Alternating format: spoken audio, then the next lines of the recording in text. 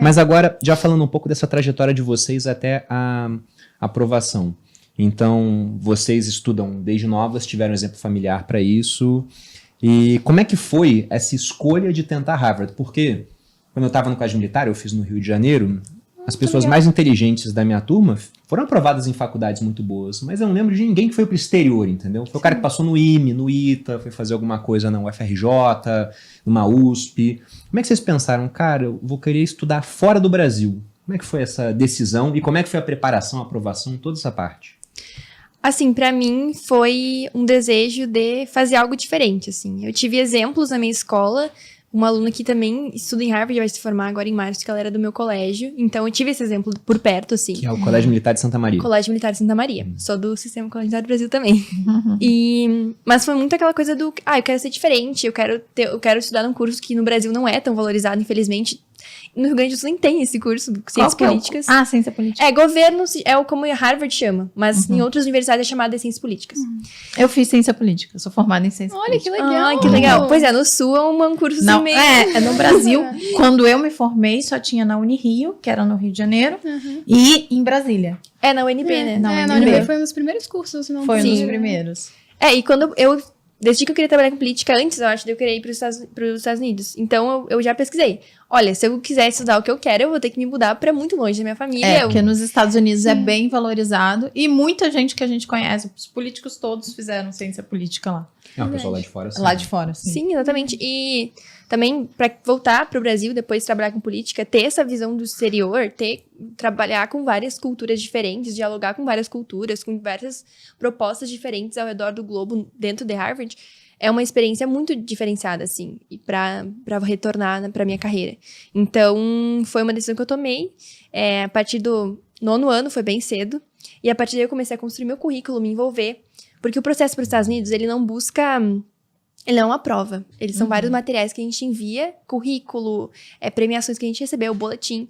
Então, eles analisam 4 anos da tua vida, que é do 9º até o 3º ano. Então, eles não buscam uma pessoa que vai bem numa prova. Eles buscam... ser extremamente aplicado e ativo, né? Uma pessoa ativa, uma pessoa engajada e um líder. Acho que a palavra principal, assim, é liderança, assim, de ser uma referência na tua área. Mesmo no ensino médio.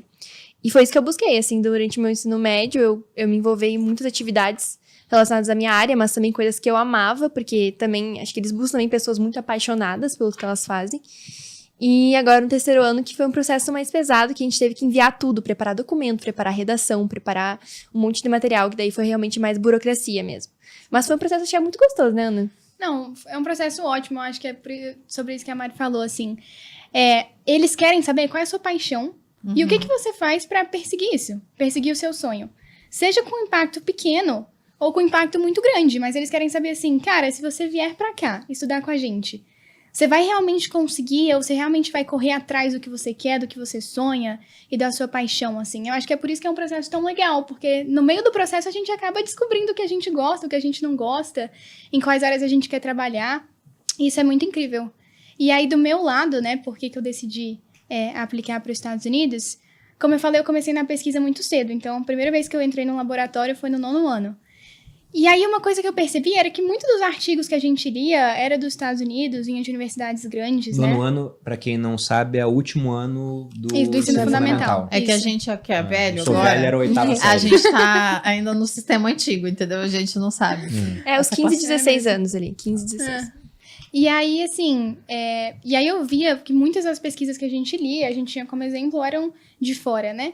E aí eu comecei a me questionar assim, será que tem alguma possibilidade de eu usar os materiais que eles têm lá fora para aplicar no Brasil, assim? Então, fazer pesquisas com os materiais que eles têm, com as tecnologias que eles têm lá fora, para poder ajudar o Brasil de certa forma. Então, acho que esse foi meu pontapé inicial, assim, de, por que você começou a buscar, né, aplicar para os Estados Unidos? E é comum, agora me veio essa curiosidade, é comum muita gente de fora em Harvard, ou eles têm tipo uma cota, tem alguma coisa do tipo assim, ou muita gente americana, ou sempre tem gente de fora? Até complementando, quantas vagas são pro curso de vocês e como é que é a formação desse universo que vai fazer o curso? As duas vão fazer o mesmo curso, ou não? A parte de ciência política é em comum, não é? É que assim, lá é diferente. ela é diferente. Não é igual aqui. A gente ganha dois diplomas. Então, é um que é o diploma principal, que eles chamam de Major, e um diploma secundário, que eles chamam de Minor. Isso. Então, o da Ana Bia é em neurociência, o principal. E o meu é em governo. Uhum. Então, a Ana Bia ela busca conciliar as duas coisas, mais focada para neurociência. Eu busco conciliar economia e governo, então mais focado para a área da economia. E aí, sobre a quantidade de alunos, 15% das turmas, no máximo, são de alunos internacionais do mundo inteiro. Então, eles separam 15%. Mas é muito variável, assim, não tem um número de vagas, Isso. um número de alunos internacionais. É muito aberto, assim. Se eles veem que é uma turma muito forte, querem admitir mais estudantes, pode ter uma certa variação para mais. Uma turma maior. Ou não. Ou para menor também. Então, é muito variável, assim. Isso. E vocês sabem quantos brasileiros aplicaram e competiram com vocês nesse processo?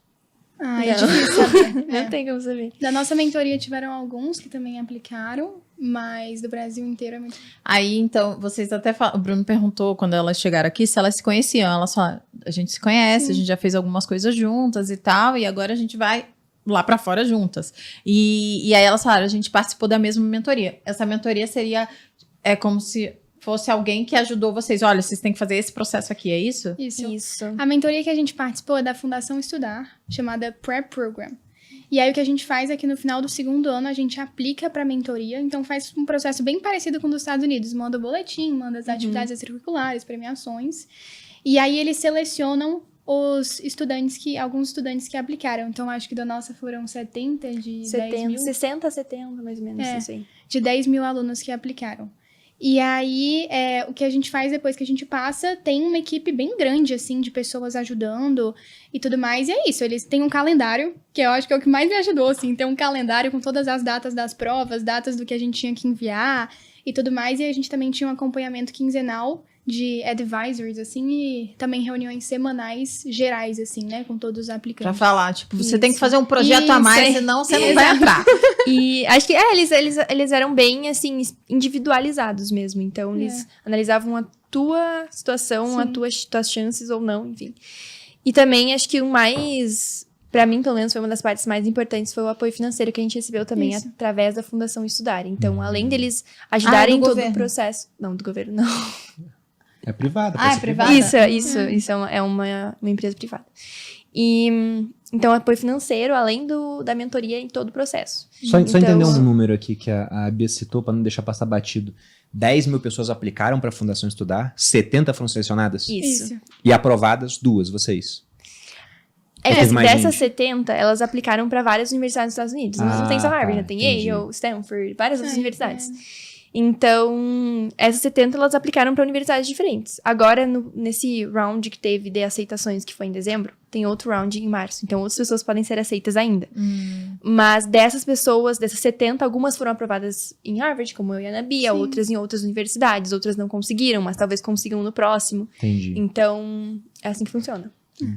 Bem interessante. Mas eu acabei te cortando para botar esse detalhe que você estava falando sobre essa questão que foi muito importante, a ajuda financeira também. Isso. Acho que é legal, uma coisa legal de destacar é que existem essas instituições que ajudam para que o processo seja possível para uma maior quantidade de pessoas. Porque, querendo ou não, o processo ele custa um pouco. As provas, elas custam em dólar. A gente custa para enviar alguns documentos. Então, para tornar esse processo mais democrático, existem empresas, existem instituições e ONGs que ajudam alguns jovens, que foi o nosso caso. Então, foi bem importante, assim, para mim, para a Ana Bia também.